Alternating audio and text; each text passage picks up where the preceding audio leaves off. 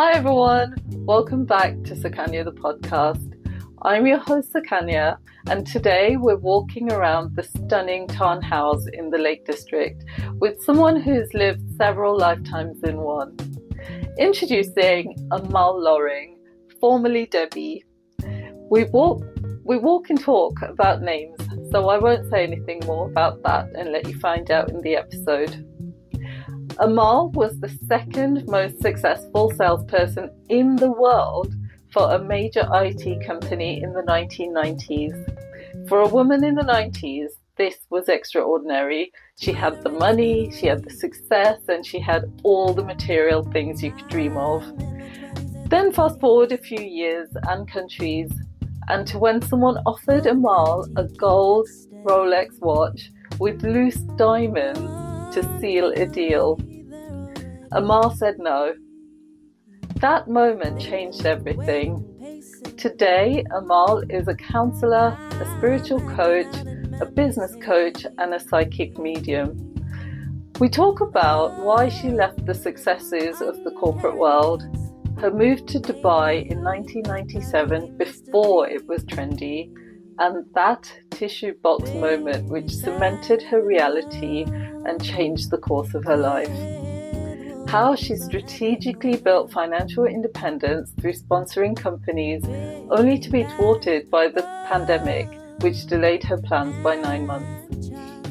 To finally touching down in the UK in July 2021, free to openly talk about being a psychic medium. Amal doesn't do fluff. She is direct, candid, and brilliantly unapologetic.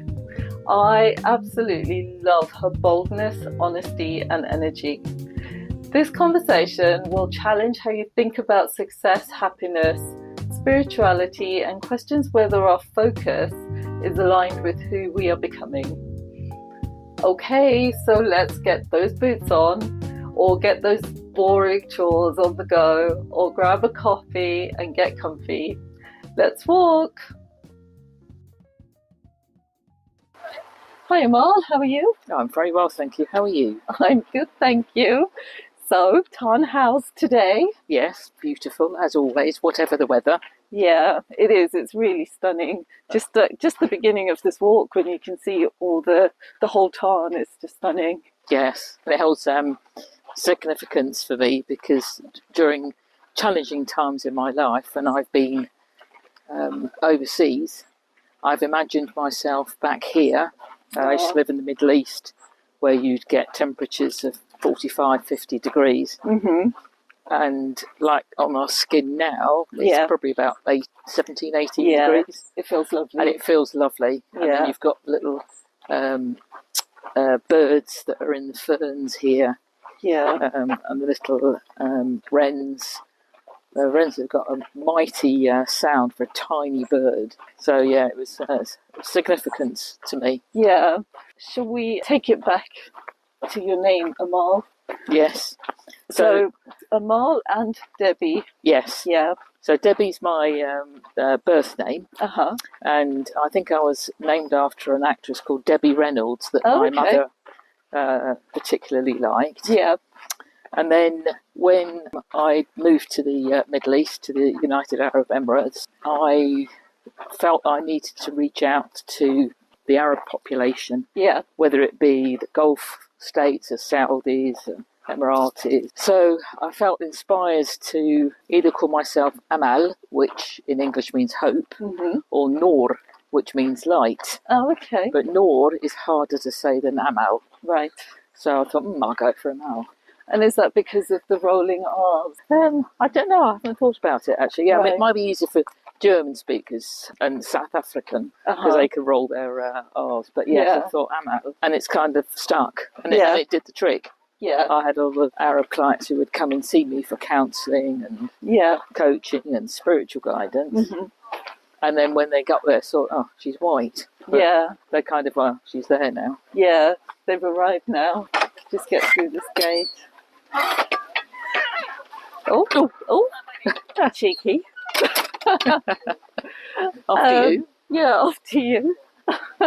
Nice little soggy dog there. Yeah. So they'd come to see you. So how did you get to the UAE? Was that always your plan? No, it was, well, I suppose the bigger plan. Yeah. I worked for a big IT company and was very successful in monetary, financial monetary terms. What did you do there? I worked for a big IT company based in Reading. Okay. And was the second most successful salesperson in the world. Wow. First in the UK. Blimey. Which for a woman in the 90s was fairly impressive. Yeah. And then I met Opening David. doors for women behind you. Yes. Thank you. Then I met David, who then became my fiancé, who then became my husband, who then became my ex-husband. Okay. And that's my daughter's father. Okay. And that was through work you met, did you? Yes. Yeah. And he'd had the opportunity to go to Dubai. Okay. When nobody, in 1997, when nobody'd heard of Dubai. Right. And I remember all my sales chap saying, but you can't drink and you can't drive, you won't be able to work. Yeah. And of course they were thinking of Saudi. Oh, okay, yeah. And that perception that Saudi's everything. Mm-hmm. So I then got a job with the same company, but realised very quickly that sort of ethical and moral compass was very different. Different, yeah. Whole new culture. Yes, massive differences in culture. And also you were going to, such a different culture as a married woman. Would you go there as a single woman? I would, if it was that same time, because you get much greater appreciation for different nationalities, different cultures, different religions. So 207 different nationalities in the United Arab Emirates. Really? Wow. Yes, I think there's only 220 countries, and people like to talk about where they're from and their culture. Yeah. And I'd ask them, why do you do that? And what does Hinduism mean? And what's Jains? And what's Sikh? And so quite curious about different faiths. And people were very open. Mm-hmm. So I'd always be asking, why do you do that? And why do you do that? And so you get a much greater understanding and acceptance of different cultures and different ways, and what's acceptable in one culture is different in another. Yeah, what's alien in one culture might be not in another. Yes, culture. Absolutely. Yeah. But having said that, I did observe, because I went to the US, studied neurolinguistic psychology and NLP, and so this is this in tandem with your IT? Yeah. Okay. So I'd finished in the IT industry. I see. Okay. I'm put on the earth to do more than just earn money. Oh, interesting. And at what point did you come to that realization? Was it like a gradual?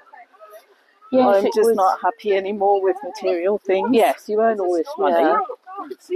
And thank you. You earn all this money. Yeah. And then, there's only so many cars and material things you can buy. Yeah. And I began to notice different people's. This was still I was in the UK. Yeah. The glass half full, glass half empty. Right. So I thought, if I could find a way to get people to look at the glass as always half full, the world would be a better place. Right. So that's when I went to the US, studied neurolinguistic psychology, NLP, hypnosis, timeline therapy, and set up my practice in 1999. In the UAE? Yeah, in the UAE. So from the UAE, you were travelling to America to study? Yes. And then coming back? Yeah, exactly. And you had your daughter in studying 2001. Oh, okay. Yes, so after you'd qualified? Yes. Okay. So actually moving to the UAE was like a career change moment as well? Yes, it was, yeah. Was that intentional? Did you know when you were going there that would happen? No. Or did you think you'd be working in IT? Yeah, I thought I'll go from one company to the other. Yeah. Be successful there. Yeah. Etc. I love that. Yes. I'm just going to go there and be successful. Yeah. Yeah. And then things like do anything to close the deal.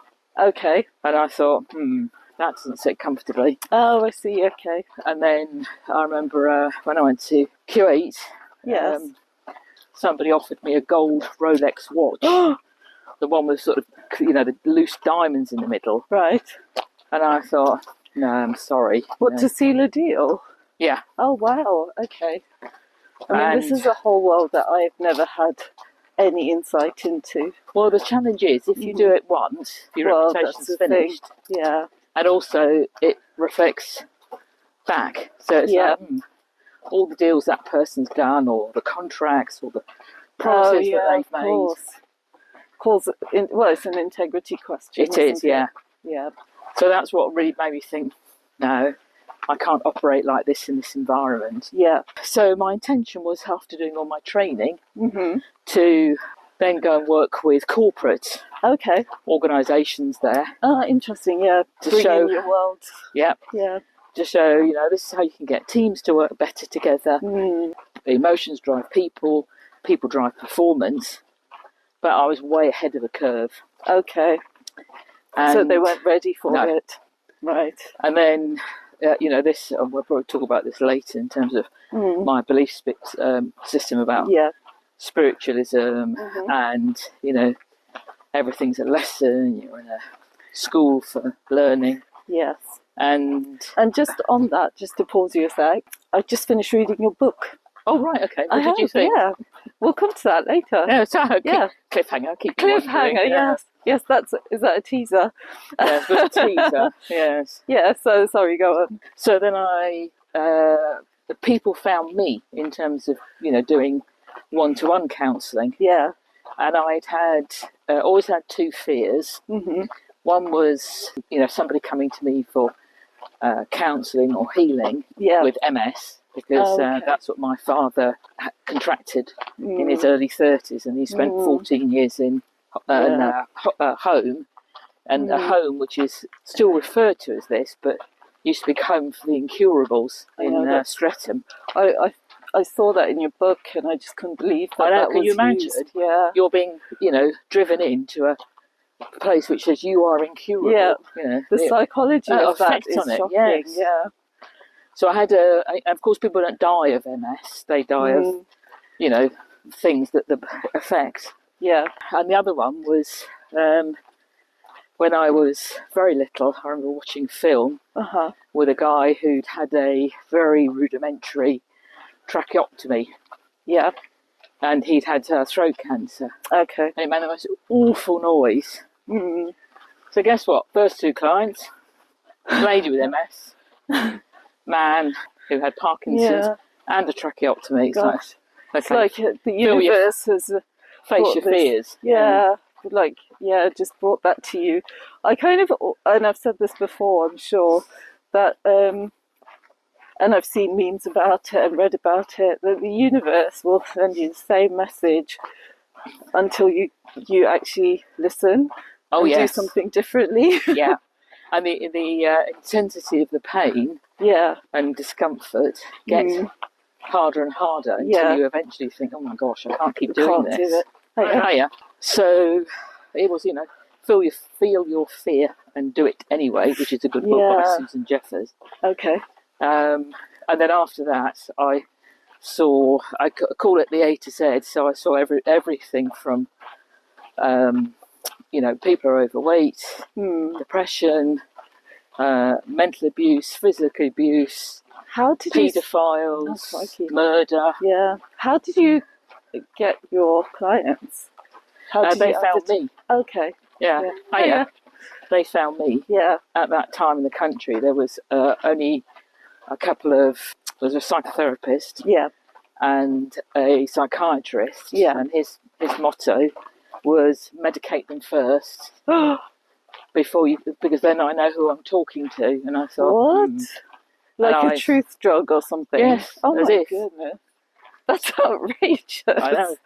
I mean, when you say things like that out loud, you just think, is this a movie? What's happening? And it's common practice.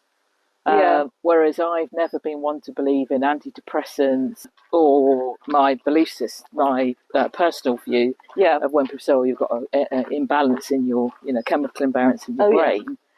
Oh, and that's what's temporary. Causing your behaviours. Yes, and your depression. For me, the definition of depression is very simple. Mm-hmm. Working on it is different. Yeah. But depression is often caused by regrets of the past, Right. and fear of the future. Oh, okay. And people get depressed about decisions that they've made or not made, or should have made, and then worry about the future. Am I going to have enough money? Right.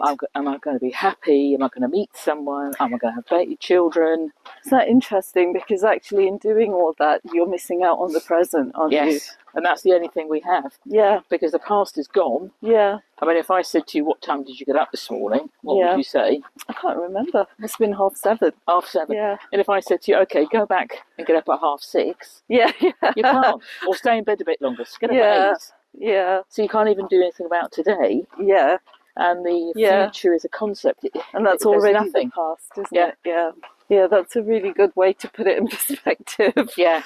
But I think all humans get trapped in that at some point in their life, and recurring as well through their lives. Yes. Where this notion of, oh my God, am I doing enough? Have I done enough? Am I enough? Yes. What am I taking forward? And then you start, as you get older, some people might start thinking about legacy. Yeah. Am I a failure? And actually, success and failure are so subjective, and it really depends on you and what your story is and what happiness and success means to you. Yes. And I've dealt with people in the UAE where happiness was sending enough money home to India so that they could send money to the children to be educated, or for their mother to have water, as in Bangladesh, water to the village, through to Saudis who want to have 7 Ferraris on the drive. And if that makes them happy, who are you to judge? Yeah, exactly. It's each to their own. And just because then brings to my mind this whole comparisonitis problem. And actually one person's joy is not your joy. So yes, focus on your joy. And somebody said to me the other day, she said, you spout on about being happy. Spout on? Really oh my goodness, yeah, that's mean. and she said, well, what makes you happy then? When are you happiest? Yeah. And I said, well, when I've got a cup of tea, I'm either listening to Radio 4, or sat in my house looking at the birds, on the bird feeders. Because it's my house. I've got money in the bank so I can buy the tea and the bird food. Absolutely. And listen to the radio, pay the license. Yeah. It's about what's inside you. And it doesn't matter if you have 10 Ferraris. If what's inside you isn't satisfied, then it never will be until you figure that bit out. And I think most people recognise that the external world, the physical material world, brings us happiness on a temporary basis. Okay. So I'm sure we've all experienced, we bought a car, and it's arrived and it's got that lovely smell of, new car, and it's pristine, and you park it away from other cars so they don't scratch your car. And then after about 6 months, you say, I don't care, I'm going to park it. It's got a few scratches on it. Yeah. That new smell has gone. Yeah. And you're thinking, I'm paying so much for this a month. Yeah. So sometimes these things can become burdens upon us. And really all we need is a reliable car to get us from A to B. Yeah.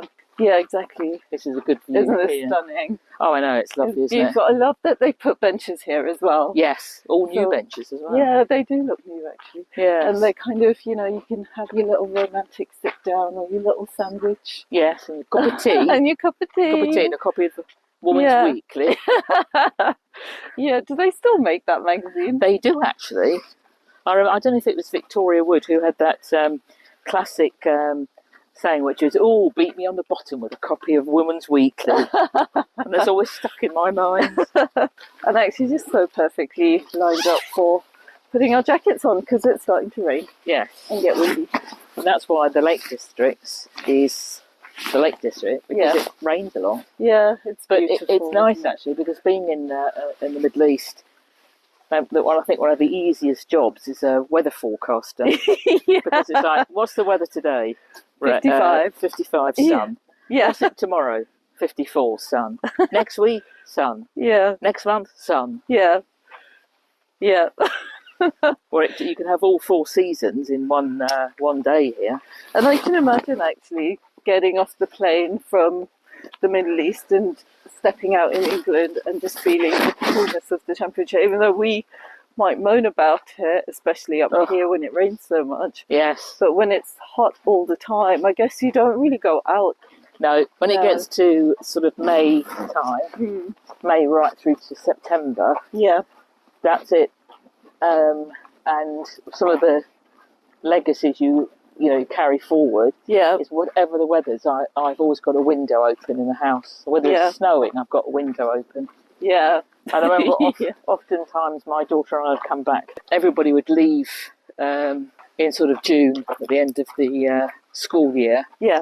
And then come back in September. Mm-hmm.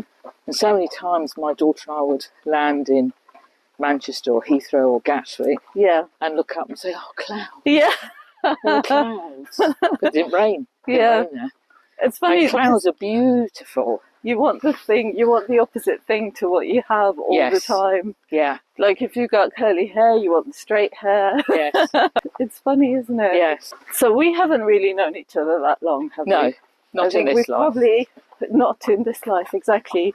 Yes. We were meant to meet. Yes, definitely. Because we met a year ago at a networking event, didn't we? Yes, and you did invite me to the other one. Yes. And then I ghosted you, so I'm very sorry. That's all right.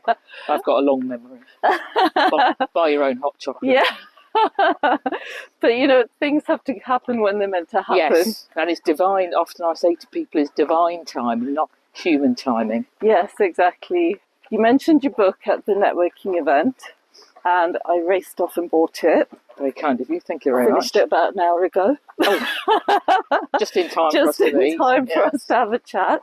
What was really striking about it, and this is why I mentioned that we haven't really known each other that long, is that from the first time we sort of spoke, you came across and you are very direct and very clear and very sure about yourself and what you're saying and what your message is. And I felt that really came across in the book. Like some of the stuff that you talk about is really candid. Like there's no fluff around it. You're like really punchy on the message you're trying to get through. And I think that's one of the things that attracted me to you, is that, I don't have to wade through the words to find the message. Yes. You're very clear about what you're all about. This is who I am. And I did really appreciate that. Thank you. So one of the things that really stood out to me was the tissue box. Oh, yes. And I was like, oh my God, isn't it funny that you can be in a situation for that length of time and it takes something like a tissue box to really wake you up? Yes. It just reminded me at that moment of one of my friends who had a similar moment. She was angrily lighting her candles. No. Yeah. And so it sort of took me back to that conversation as well. So do you want to talk about that, or do you want to save that for the book?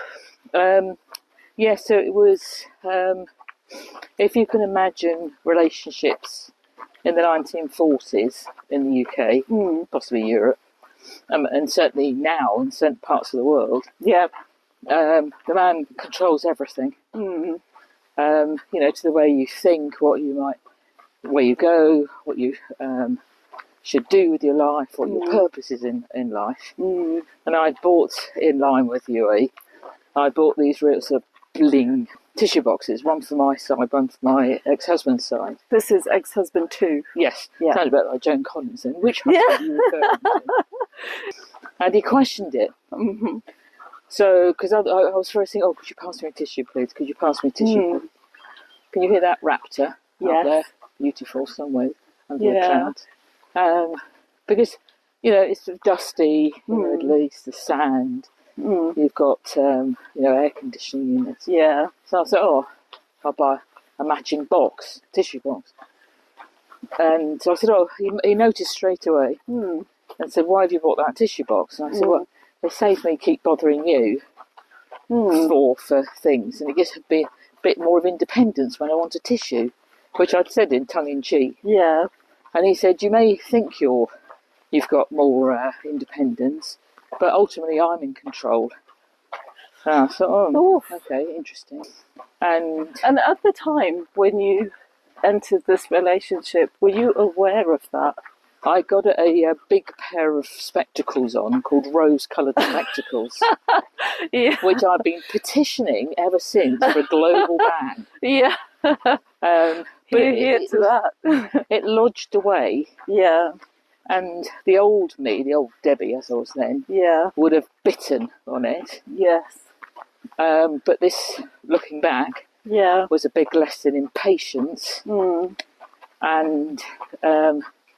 tolerance of somebody else's belief systems, way of being, religion. Yes. Control. Because I knew if I'd, when he said, oh, I'm taking a third wife. Yeah. And you were wife number 2. Yeah. If I'd gone, get stuffed, words to those effect, then financially I wasn't able to support myself and my daughter. Yeah.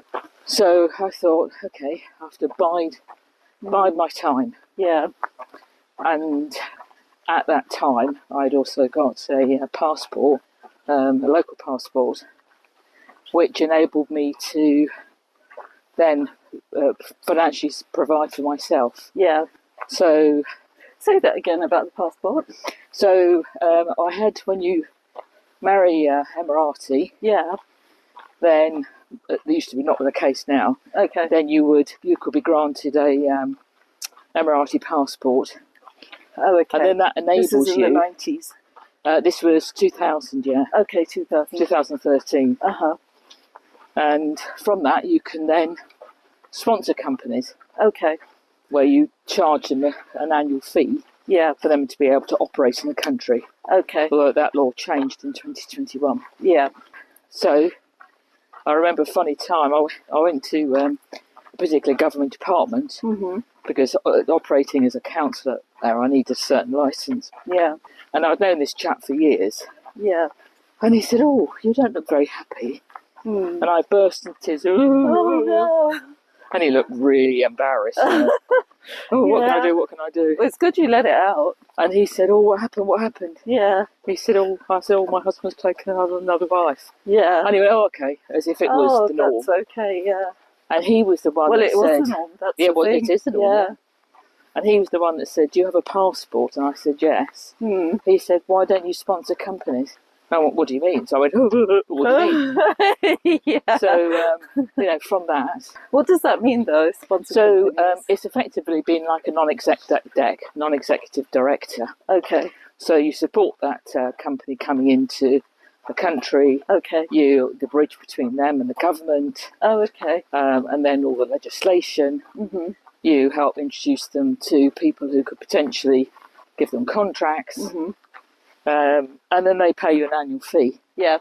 And of course it's good from their perspective because they're talking to essentially a British person who's the same culture, speaks the same language, and therefore is lower risk by definition. Okay.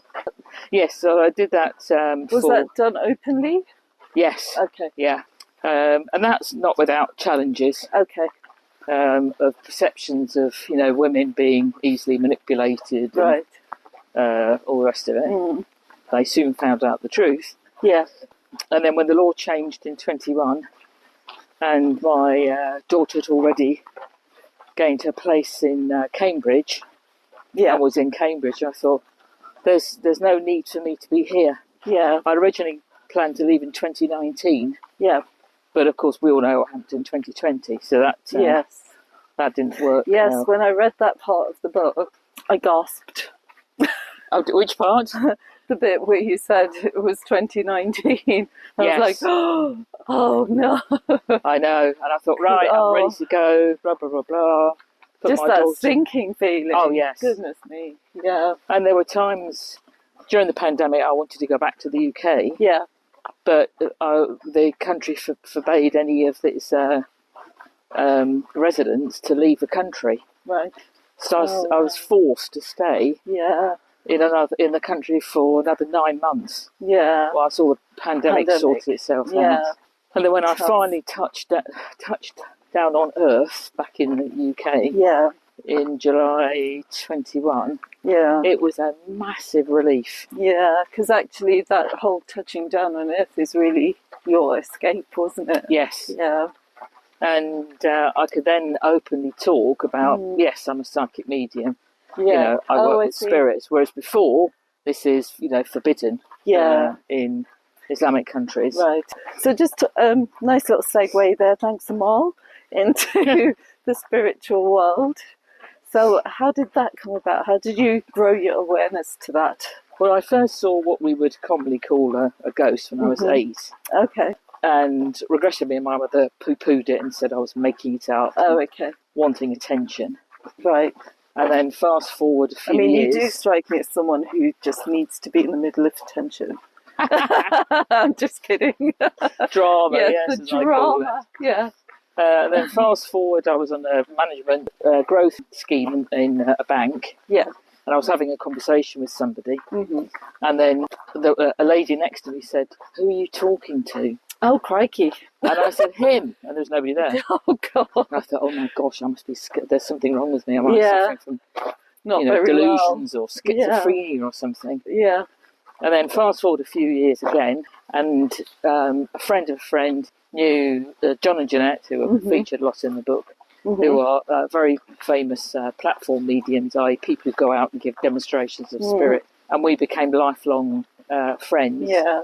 And they helped me develop that sort of intuition to psychism to mediumship. Yeah. And then I trained with one of the largest legal bodies in the UK. Okay. And then started from there. And what does that mean, though? What do you do with that? So what it means is there's a fundamental belief, and also it's a basic law in physics, that nothing can be created or destroyed. So when we pass away, our physical body is here, but that which makes us us, the essence of who we are, our soul, then reunite with the remainder of us as spirit. And that we're there to help people on earth because we have an understanding when we're in spirit. We have an understanding of what it is to be in this school called Earth, which is one of the biggest challenges for us. Right. And that it is a school and we're here to learn lessons. We don't know what those lessons are. And we don't know what the answers are, otherwise it wouldn't be a test. Yeah. And they're there to guide, not advise, but guide. Right. And if you like, I'm the middle person who gives those messages out. Yeah. And we're all psychic to some degree. Okay. Because I'm sure you've experienced, you'll be thinking of someone. They haven't thought of for a while. And then blow me down, they send you a message. Oh, hi. Oh, yeah, that has happened, yeah. And that's because everything's made up of energy. Okay. Your energy reaches out. It clicks, if you like, with that other person's energy. Yeah. And also our intuition. That's from our super subconscious. Okay. From our, from guides, the universe, God, angels, whatever you're happy to call them. Yeah. And we call it our intuition. And you have an intuition on something or someone, and let's say you ignore it. Yeah. Afterwards you say, oh, I should listen to my intuition. Yeah. My gut told me. Yeah. Yeah. I've said that before. Yeah. I should have. Well, gut, in actual fact, is been there, done that. Oh, really? And that's literally in the stomach area. Oh, and you think, oh, yeah, I recognise this, I've been there. Intuition comes from around the forehead. Oh, okay. And it's like, there's something, everybody thinks John's fabulous. Yeah. But there's just something I don't like about him, but I can't put my finger on it. Interesting, yeah. And they're the ones you listen to. And often our intuition says, I like John, I don't like John. Yeah. I don't know. Okay. And the biggest challenge is I don't know. I don't know, yeah. So you need to give it time to... Yes, for it to unfold. Yeah. Yes. Oh, unfold, not work it out, because it will reveal because then you go back into your brain. Yeah. If you go into your brain and say, why am I indifferent towards John? What's going on? Interesting. So in terms of your business now, what is it that you offer? So 3 aspects. Okay. Sometimes they get blended into one. Okay. So there's the counselling. Yeah. And spiritual coaching. So spiritual coaching's people who say, what happens to us when we die? What's life about? Okay. Why do I keep making the same mistakes? It's quite philosophical. Yes. Yeah. Well, someone just contact you through your website or? Yes, a lot of my business is word of mouth. Okay. And also people referring me. Mm. The difference being, you know, if somebody says, oh, you should go and see Amal. Yeah. Or Debbie, or whatever you want to call her. Yeah. And then referral is, I'm going to put you in contact with her because I think she can help. Okay. And from the counselling side, as I once said to my daughter when she was 6 and she asked me what I do. Yeah. Anybody who's unhappy, you shouldn't be unhappy. I've got tools and techniques to make you happy. Oh, that's awesome. And then the other one is business coaching. Yes. So in 2008, I recognised that I had a lot of clients coming to see me, particularly men, with depression. Oh, right, okay. Because of the subprime crash, which affected the whole world. And then again in 2011. Right. And I thought, I need more skills and structure to help people. Yeah. So then I did my business coaching. Okay. And sort of helping those, help people build their business, put money in the bank, time in the diary. Yeah. But what's really interesting, and this is predominantly with women, is that imposter syndrome. Yeah. And people saying, oh, nobody's going to pay for this, for me to do this, or sell them this, or, you know, create that. And having that lack of confidence. Yeah, that internal battle can be crippling, can't it? Whereas with men, the way they're brought up, they fake it till they make it. They never say, oh, I'm lacking in confidence. Yeah. And it's absolutely fine if they are. Because there's some really interesting stats around that, aren't there, in terms of women who apply for jobs versus men who apply for jobs, and how much of a fit they are, and men are much more. And a lot of women talk themselves down. Oh, no, I won't be able to do that. No, I haven't got qualifications. Yeah. Whereas, generally, I'm speaking generalisation. Yeah. Men will go, oh, yeah, I can do that. Yeah. And then worry about if they can after. Yeah. So with the three things then, when you said sometimes they blend into one, is that just based on, how do you work that? How do you sort of figure that out? If someone says to you, I need a business coach, but it's obvious to you they need a more rounded package, so to speak. So I will then talk to them primarily, you know, on what they've asked me to do. Yeah. Then I'll say to them, well, this is obviously deep-rooted. This is going back to childhood issues. Oh, okay. So I can help you with that. Or if you want to go somewhere else, then that's fine. Because sometimes you have to let something like that marinate for a while, don't you? Yes. And then come back to it maybe after a few months. And then I don't make assumptions, but I have to be careful because obviously there's different belief systems. Yeah. And I would never want to offend somebody in their particular belief system. Yeah. And there was one chap who said to me, I'm going to go into business coaching. Yeah. I'm going to go into business with this person. Oh, okay. And his father came through. Right. And said, tell him no, that bloke's a crook. So I was saying in my head, how can I tell him? Yeah. So I said, I okay. see. Have you done any due diligence on him? Have you looked him up on Company's House? No, I met him in the pub. Oh, gosh. I thought, oh, my gosh. Yeah. So actually, the dad was... Yes, a forward. Yeah. So he called me 2 weeks, or we had our next session 2 weeks later. Yeah. He said, I don't know how you knew, but I went and checked that guy out, and he'd been bankrupt 7 times.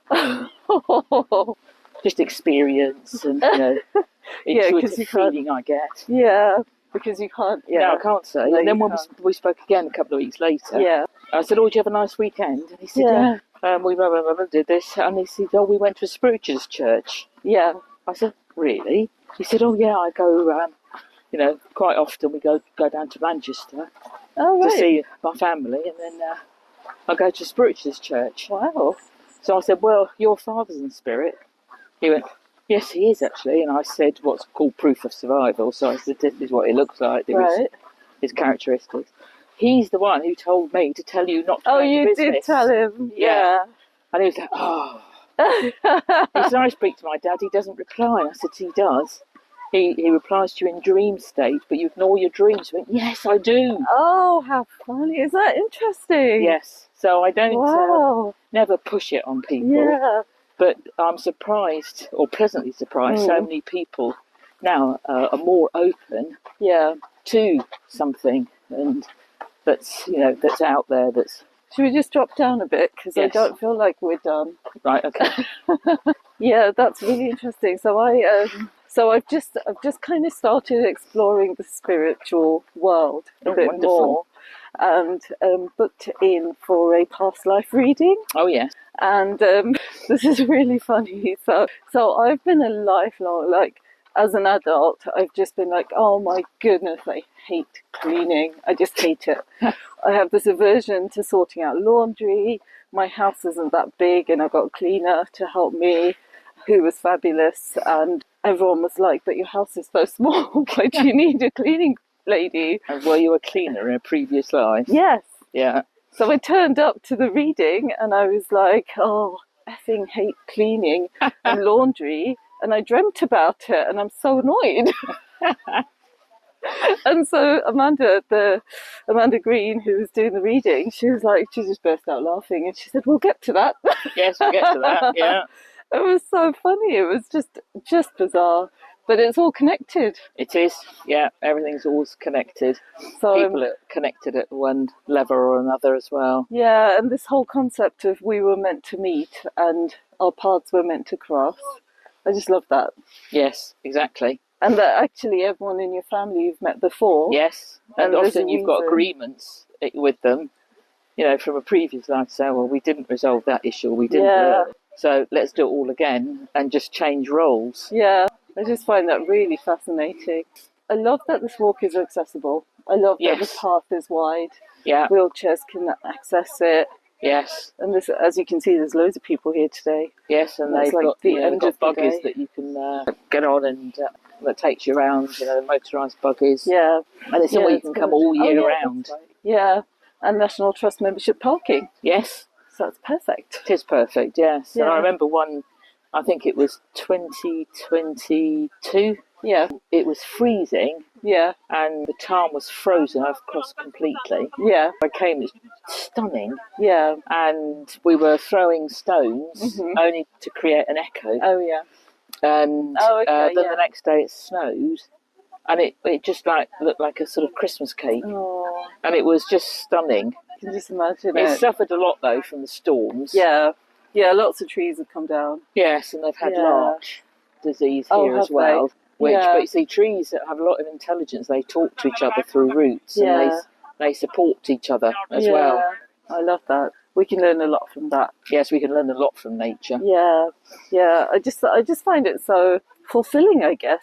I don't feel complete if I've not done something active in a day. Yes. And like yesterday, I think I walked nearly 7 miles in the end. Oh my gosh, that's good. Because it was sunny. Yes, and it was sunny. I know. We all know if it's sunny, yes, you ditch the gym, you go outside because you don't know when it's going to be like that again. And that's also a lesson about carpe diem, being in the moment. Yeah. So if the weather's good, get out. Yes. And if it's not good, then go to the gym. Yeah, exactly. But it's really important. So many of us are in our heads. Yeah. And not in the physical body. Yeah. And we're in the physical body, then we're grounded. Mm. Well, this is fabulous, Amal. Thank you. You're welcome. Thank you for your time. Oh, you're welcome. I really enjoyed that. Yes, me too. I think there's definitely a lot more to explore. I think I say this to everyone as well, but everyone I talk to is so interesting. Oh, yes. And the stories are so different. Yes, you've got a great job. Yeah, I love it. Time for a hot chocolate. Time for a hot chocolate. Well, thank you. Thank you, Amal, for your honesty, your wisdom, and for sharing your journey with us. The world needs more people willing to say no to Rolex watches, even if they are gold with loose diamonds, and say yes to their own integrity. After we finished our coffee and cake and hugged each other goodbye, I drove home contemplating what Amal said. Depression is regrets of the past and fear of the future. In doing all that, you're missing out on the present, and that's the only thing we have.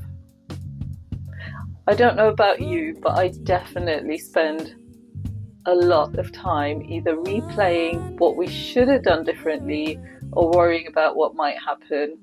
And I know I'm not achieving much in doing this, but I can't stop myself. And I should be focusing on what's happening now. To control this has taken so much practice and so much intention. The tissue box moment really stayed with me too.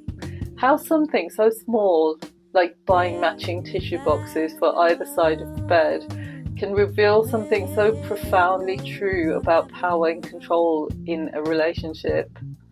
You may think you've got more independence, but ultimately I'm in control. Wow. I really appreciated Amal's patience and strategy.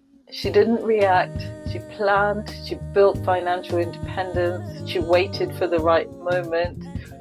I think that takes an incredible resilience and strength. I've been enjoying reflecting on each episode with some questions, and I hope you've been getting some value from those too.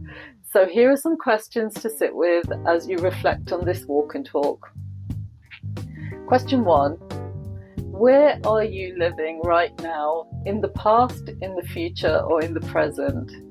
Are you carrying regrets that are weighing you down? Are you so focused on what might happen that you're missing out on what's actually happening? Question 2. What's your version of tea and bird feeders? When you strip away all the external noise, all the shoulds, all the comparison, what actually makes you happy? Not what you think should make you happy. What actually makes you happy?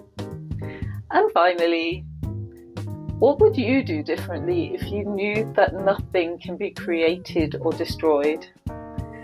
That the essence of who you are, your soul, continues beyond this physical body?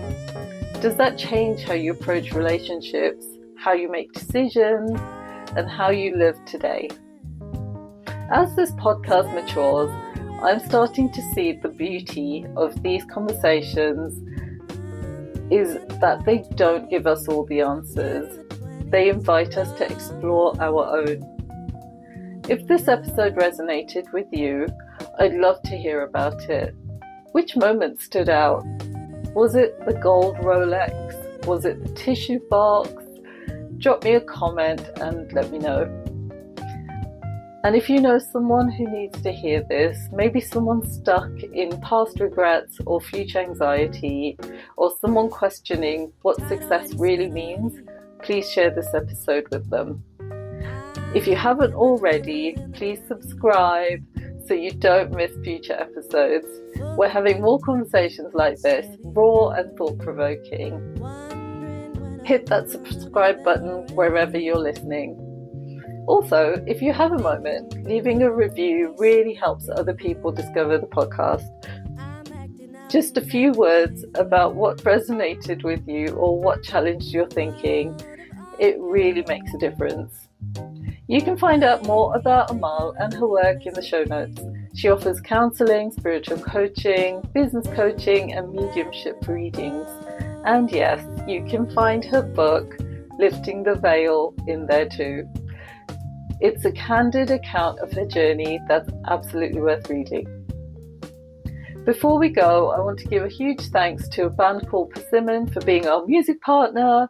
Their music creates the perfect atmosphere for these walking conversations, and I'm so grateful for their support. Thank you for walking with us today around Tarn Hows. Until next time, keep moving, keep questioning, and keep practicing being present, because that's all we have.